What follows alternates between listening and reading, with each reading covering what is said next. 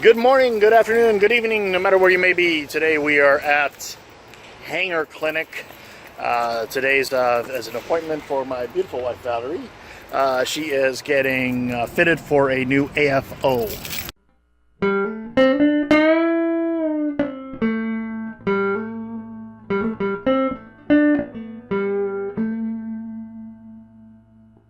Which is a brace for her right foot because she doesn't get to use it because that's what the stroke effect has on life.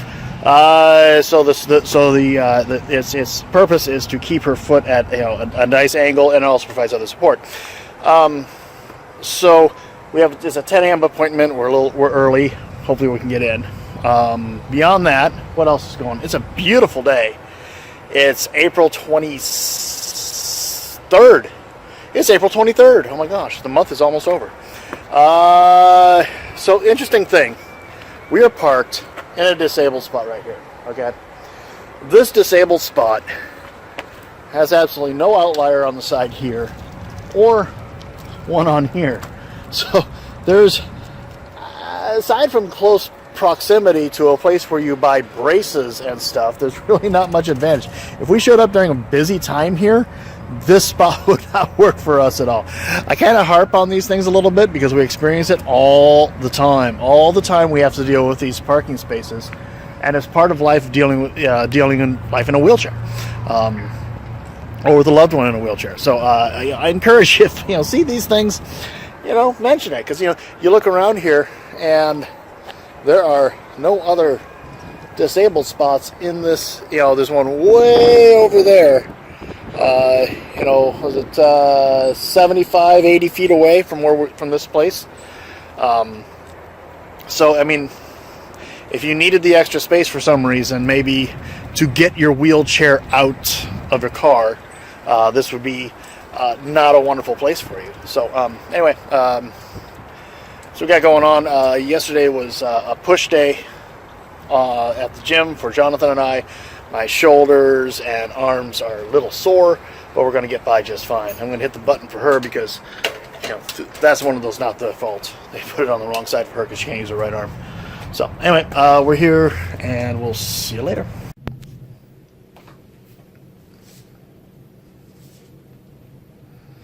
It's the way I put it on in the mornings. I have her sitting up. Mm-hmm. And then I use the floor and the whole that whole action to pull her foot into place. Yeah. But of course, it doesn't take long for it to pull itself. She's feeling that. Yeah, I'm sure. Yeah. So sorry. I know. I'm totally kind of wrenching on you there. Boy. So high heel. Does that hurt if I'm pushing on your toes? No. Okay. Just curious what I'm up to. So sometimes, do you have a good idea of if she's standing on her foot, if we were able to hold it like neutral in this position, how far it can stretch? Oh, I think it'll go flat. Okay, so yeah. There is another thing that could be done. So these can be made with. We like the solid because it gives a lot of support, but I can't change the angle on it in terms of where the leg is. So if we made something, and obviously, it's kind of like, I'm not sure if you're looking worse to me today than last time or why I'm feeling less optimistic than I was. I don't know, boy, what was it like? A month and a half ago or something. It wasn't that long ago. It wasn't? Oh my gosh. Only like 2 months ago tops. Okay. Feels like a really long time. So there are double upright metal joint locks on here. They can be locked, but they can also be changed. This is nice because it gives a lot of full contact coverage in terms of that tends to be more stable. But when you're kind of a moving target, this kind of sucks to lock you up if in fact if you are you're getting this in the standing wheelchair, that's a new thing, and that's kind of exciting because if you actually can stand more, will this sort of stretch out a little bit? It's way more likely to. But you know, one thing that she does, like when we're doing transfers and all that, her left leg being a weight bearing leg, okay, she'll actually be mostly on that leg and shifting everything to her left. Yes. So you're not really putting a lot of weight down. But once we're into a standing wheelchair, you know, standing frame wheelchair, we're going to be looking at, you know, longer periods of time, and just naturally that left leg is going to get tired. She's going to shift back to the right after 10 or 15 minutes. That's true. So because okay, so she left. Hi, Valerie. Say hi. Hi. She's getting tired. So we have stuff built up. We have a plan in place. It's going to involve a totally different brace than that old thing there. That's a very old brace and very broken down. So you know, it's a process. It's, you know, there you go. So since I have your permission, that you know, your face will show up from time to time. That's fine. I don't think I'll be able to keep it out entirely. Well, that's for sure. Yeah. Oh, okay. And now you're on camera saying it's okay, so there you go. Alright. So you've had a cast before, right? Yeah. It's been a while. It's been a long time, yeah. So this is the casting process for her new brace. After this is done, how long is it going to take for the new one to be made? We'll get you scheduled to come back in about 2 weeks. 2 weeks, cool. All right, I got to make sure I put that in the right day. I'm actually doing a trip to Canada with my dad in the middle of next month. Okay. Well, that's cool. Basically, it'll be chatting with Debbie and Patty up front and just seeing what the schedule, what works. Well, I know when I'm going to be gone, so it's okay. Okay, perfect. That's kind of, is that for like helping it release? So this is so we don't accidentally give you a wax job at the same time. Yeah, because you won't be won't like that. Super pleased about that, for sure. And then we're going to draw on you a little bit. For your particular leg, it's not a giant mystery where we need to give you more room. But these will show up in the cast itself. And there'll be a little blue on you when we're done, but not a lot, and it'll wash off. Yeah. We're gonna soak her foot up really good anyway when we get home. Good. So basically, just bony prominences, places that she's got trouble. All right. And we put water on our casting material.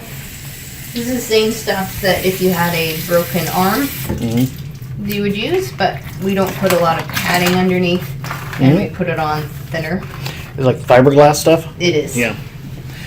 I remember when I'm old enough to remember when they first came out with fiberglass casting. Oh, very good. It's certainly a big improvement. Oh, yeah. The old plaster of Paris stuff was, you know, useful, but boy, you had to sit there and hold it there for such a long time just to get it to dry. Yeah, and you get a huge mess.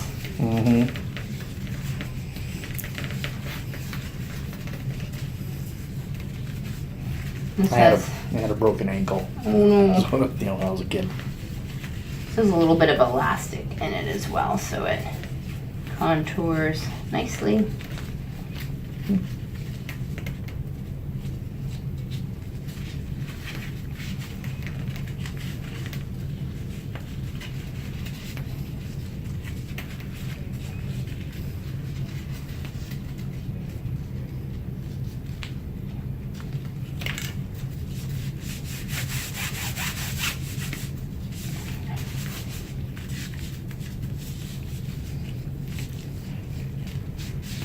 Helps it all stick together.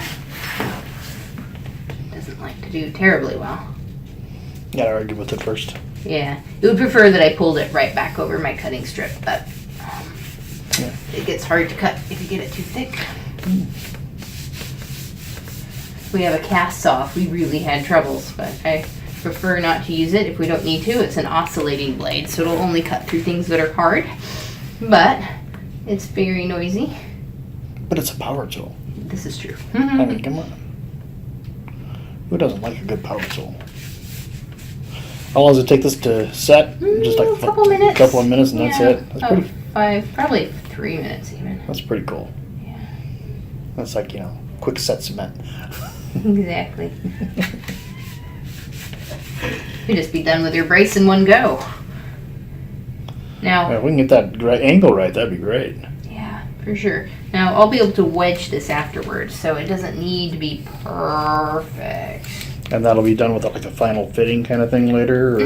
So I do that before I fill it with plaster. So Okay. I'd draw some lines on here, cut it with a cast saw, and then we'll put it in the angle we want the brace to be. Okay. So usually I'd be putting you on like a casting foot plate, but your foot's persnickety enough that it really requires a full hand holding going on here. Persnickety. I like that. And not many people use persnickety anymore. Yeah, your leg calls for it, I say.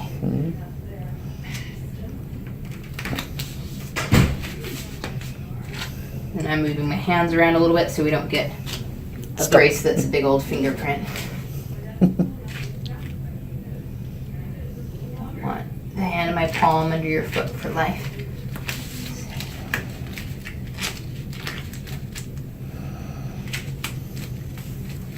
Yes, tomorrow, yeah, like I said, we get on to Good Sam's tomorrow afternoon. Good. You doing therapy down there? And that is where we do, in order to get a standing frame wheelchair, you have to go through a process, a serious process. Yeah, I bet. And just like we had to get some help with the funding for this, Medicare, Medicaid will not pay for a standing frame. Oh, goodness. Now, maybe a regular standing frame they will, like freestanding one, but a standing frame that's a wheelchair, they won't pay for it. Oh. So they'll pay for actually quite a bit in a wheelchair. The tilt in space, a full recline mode. Yeah. But anything that helps you actually deal with, the world, such as, an elevated seat that would bring you up to elevated height so you could, get into cupboards. They won't pay for it. Frustrating. And anything that will pay, and also like the standing frame, which nobody argues that there's health benefits. Oh, sure. For a standing frame. But Medicare is very much reactionary instead of. Well, they haven't caught up with the new technology, and the problem is the darn thing is so expensive. Yeah. The addition of the standing frame is an addition. It's a $12,000 option. Ooh, well, that is a lot. That is a lot. Don't argue with them on that. And so. All right, this is where we use our little cutting strip, and then this is gonna go right down through there. Right along that foam piece you put.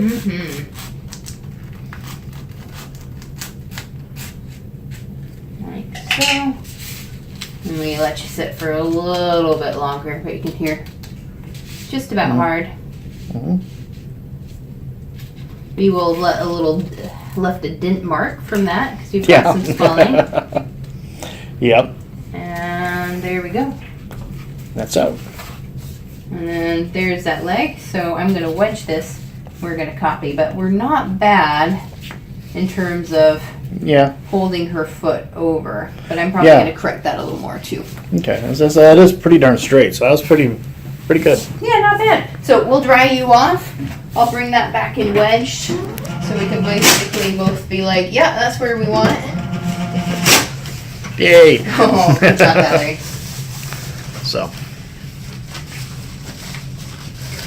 So leave the socks and everything off for a little longer, or I would just mainly because it's so hard to get a sock on a slightly damp foot. But at this point, I don't need her foot for this. Okay.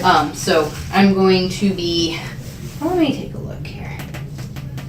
What the real question is, if I'm holding her in neutral alignment, meaning that her heel isn't over, how much dorsiflexion can we actually get here? And when she's standing on it, it is going to be improved. So I'm going to wedge that bad boy up. I'm going to see if you agree with it, and we will go from there. Okay. All right. Cool. I'm going to borrow this because I think that's going to be our goal. Yep. So we are close. We're almost there. Not bad. You're not that far off. We do it on a little more. Yeah. We don't want to be super unrealistic about. No. It's got a ton of heels. No, it's not a walking brace. It really is, and it's less likely to break your ankle brace. It's less likely to break your ankle and less likely to end up with a complete drop foot. Yes. Which is what we're working really hard to avoid. Ready. So, let that dry for a minute. We'll put a sock on. Cool. Put our socks back on. So. Thanks, guys. I'll be back. Alrighty. What do you think, Val? How are things going? Yeah. You like how things are going? Yeah. Yeah, me too. So, we'll give it a few more minutes and we'll put your sock on. But, yeah. This is part of the process of being disabled. So real quick, we're done with the AFO fitting appointment, and I only have a little bit of time left off of work, for today. So we're gonna head back to the home range, and there's a new Chick-fil-A in town, and I've never had Chick-fil-A. So guess what we're having for lunch? God bless. Be sure to like and subscribe. Thank you so much. We'll see you next time.